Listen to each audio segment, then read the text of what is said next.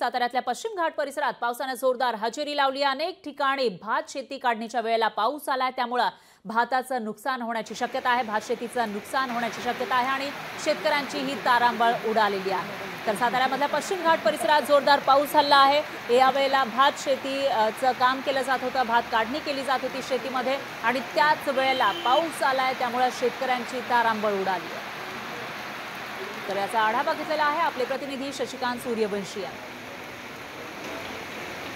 गेल्या 2 दिवसापासून विश्रांती घेतलेल्या पावसानं साताऱ्यातल्या पश्चिम घाट परिसरामध्ये सध्या जोरदार हजेरी लावलेली आहे। सध्या आपण आहे पाटण शहरामध्ये। पाटण शहरामध्ये आपण पाहू शकता की पावसानं जोरदार हजेरी लावलेली आहे। या अगोदर पाऊस गेल्या 5 ते 6 दिवस पावसानं विश्रांती घेतलेली होती, मात्र पुन्हा एकदा पावसानं हजेरी लावल्यामुळे आता शेतकऱ्याला दिलासा मिळालेला आहे।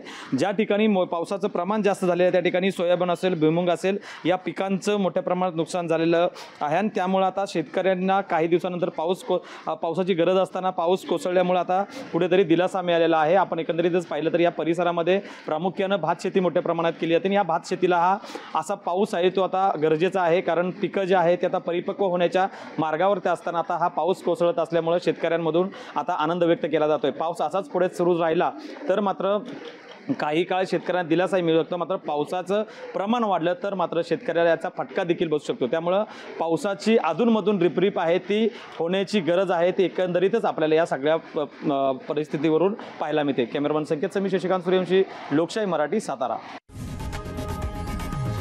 लोकशाही मराठी ऐका, पहा, जागरूक रहा।